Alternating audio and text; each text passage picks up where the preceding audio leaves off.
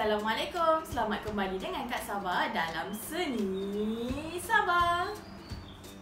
Okey, video kali ni Kak Sabah nak buat unboxing. Seni Sabah dapat satu sponsor daripada sebuah syarikat. Nak tahu daripada siapa? Sebelum tu, jangan lupa tekan butang subscribe kat bawah ni. Mesti korang tahu ni jenama apa kan? Produk daripada STAEDTLER. Seni Sabah dapat sponsor dari STAEDTLER. Terima kasih STAEDTLER Malaysia. Korang mesti tak sabar nak tengok apa kat dalam ni kan? Jom kita unboxing.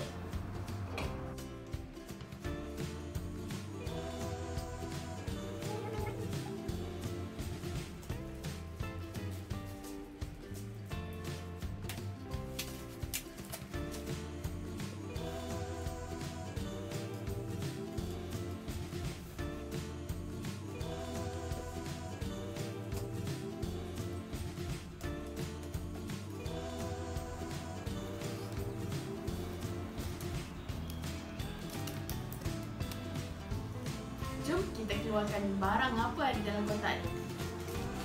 Banyaknya barang dalam ni.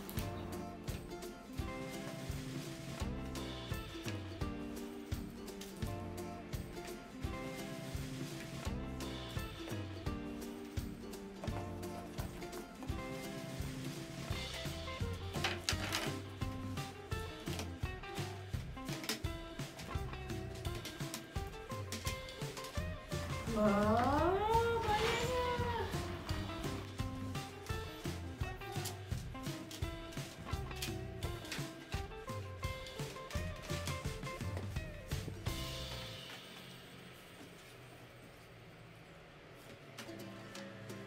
Dah kosong.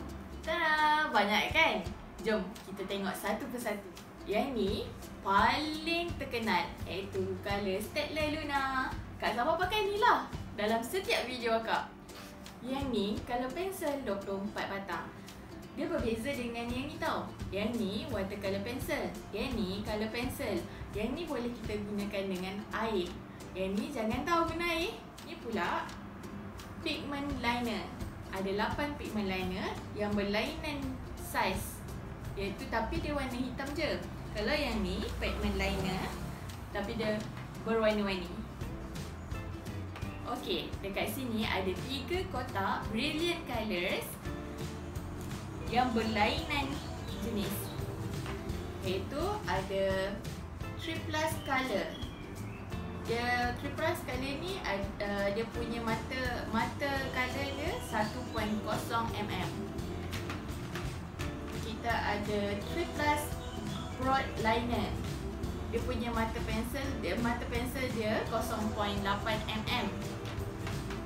Kita ada 3+ fine liner. Fine liner ni dia punya mata dia lagi kecil, itu 0.3. Okey, kita tengok yang ni pula. Yang ni charcoal pencil. Kita ada 3 grade iaitu S, M dengan H. Yang ni pensel original black and yellow. Yang ni selalu kita guna waktu kita exam kan, sebab dia pekat. Yang ni watercolor graphic pencil. Ada 3 grade juga, iaitu 8B, 6B dengan 4B. Dan kita ada ni Mars Lumograph Black. Kita ada 6 batang pensel dalam ni.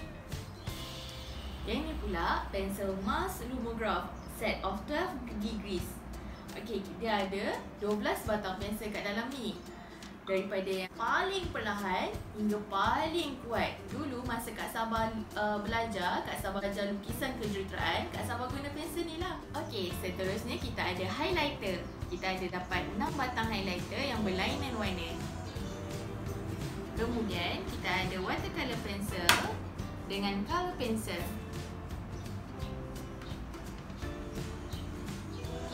Water brush,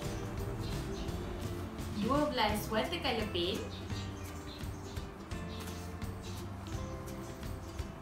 12 acrylic paint.